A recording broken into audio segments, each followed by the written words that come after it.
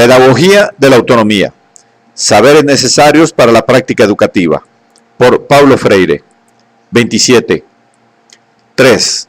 Enseñar es una especificidad humana. 4. Enseñar exige libertad y autoridad. En otro momento de este texto me referí al hecho de que no hemos resuelto aún el problema de la tensión entre la autoridad y la libertad. Inclinados como estamos a superar la tradición autoritaria, tan presente entre nosotros, nos deslizamos hacia formas libertinas de comportamiento y descubrimos autoritarismo donde solo hubo ejercicio legítimo de la autoridad. Recientemente, un joven profesor universitario de opción democrática comentaba conmigo lo que le parecía haber sido un desvío suyo en el uso de su autoridad. Me dice, consternado, haberse opuesto a que un alumno de otra clase permaneciera en la puerta entreabierta de su salón, conversando con gestos con una de las alumnas. El profesor había tenido incluso que dejar de hablar ante el desconcierto provocado por la situación. Para él, su decisión, con la que había devuelto al espacio pedagógico el clima necesario para continuar esa actividad específica y restaurado el derecho de los estudiantes y el suyo propio a proseguir la práctica docente, había sido autoritaria. En verdad, no. Libertinaje hubiera sido si permitía que la indisciplina de una libertad mal entendida desequilibrara el contexto pedagógico, perjudicando así su funcionamiento. En uno de los innumerables debates en que he participado, en el que se discutía precisamente la cuestión de los límites sin los cuales la libertad degenera en libertinaje y la autoridad en autoritarismo, oí de uno de los participantes que al hablar de los límites de la libertad, yo estaba repitiendo la cantilena que caracterizaba el discurso de un profesor suyo, reconocidamente reaccionario, durante el régimen militar. Para mi interlocutor, la libertad estaba por encima de cualquier límite. Para mí, no. Exactamente porque la apuesto a ella, porque sé que la existencia solo tiene valor y sentido en la lucha por ella. La libertad sin límite es tan negativa como la libertad asfixiada o castrada.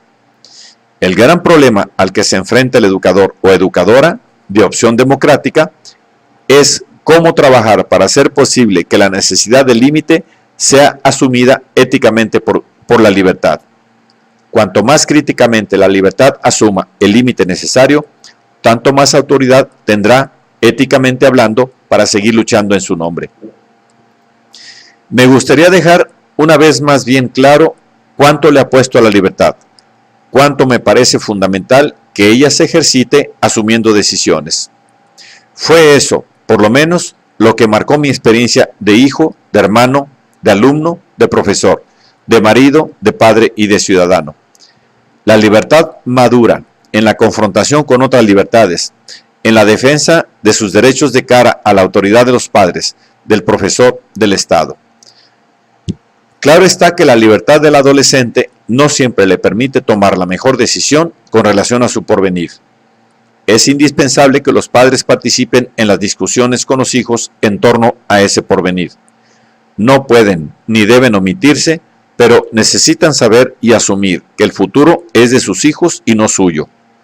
Para mí, es preferible reforzar el derecho que tienen a la libertad de decidir, aún corriendo el riesgo de equivocarse, que seguir la decisión de los padres. Es decidiendo cómo se aprende a decidir.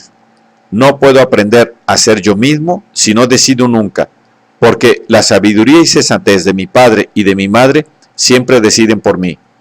No valen los argumentos inmediatistas, como, ¿ya imaginaste, por ejemplo, el riesgo que corres de perder tiempo y oportunidades insistiendo en esa idea absurda? La idea del hijo, naturalmente.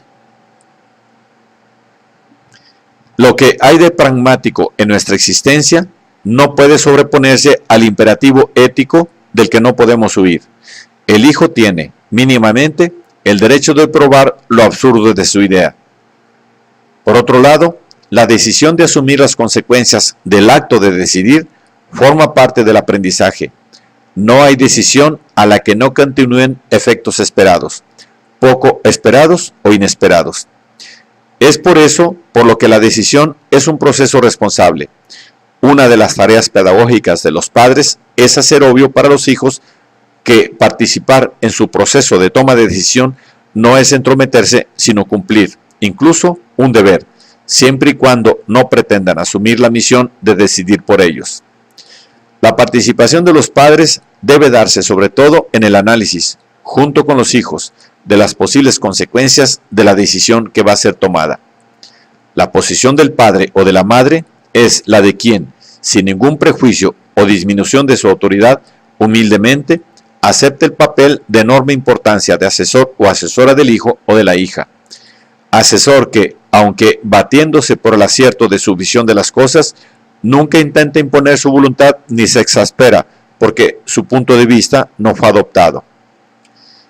Lo que es necesario, de una manera realmente fundamental, es que el hijo asuma éticamente, responsablemente, la decisión fundadora de su autonomía.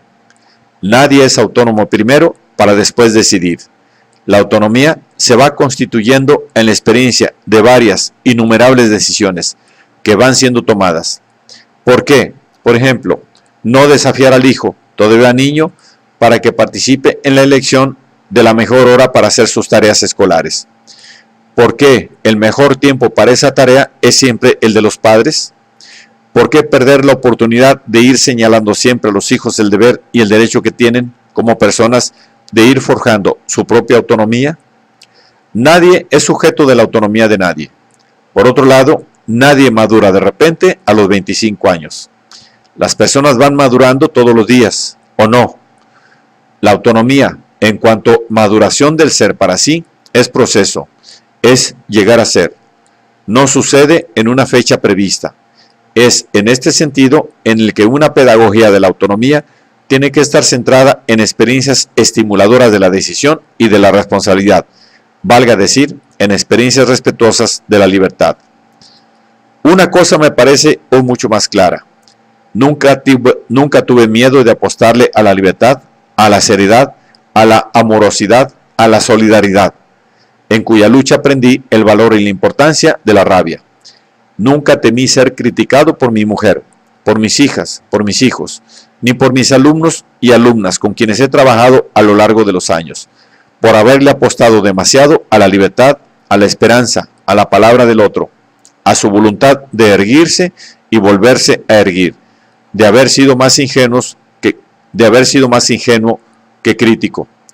Lo que temí en los diferentes momentos de mi vida fue dar margen, mediante gestos o palabrería, a ser considerado un oportunista, un realista, un hombre con los pies sobre la tierra, o uno de esos equilibristas que están siempre sobre el muro, a la espera de saber cuál será la onda que será poder.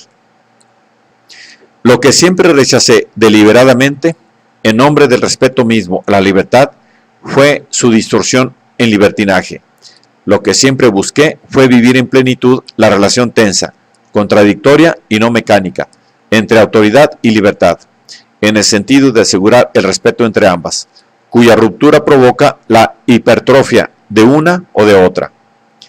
Es interesante observar cómo, de manera general, los autoritarios consideran, con frecuencia, el respeto indispensable a la libertad como expresión de espontaneísmo incorregible, y los libertinos descubren autoritarismo en toda manifestación legítima de autoridad.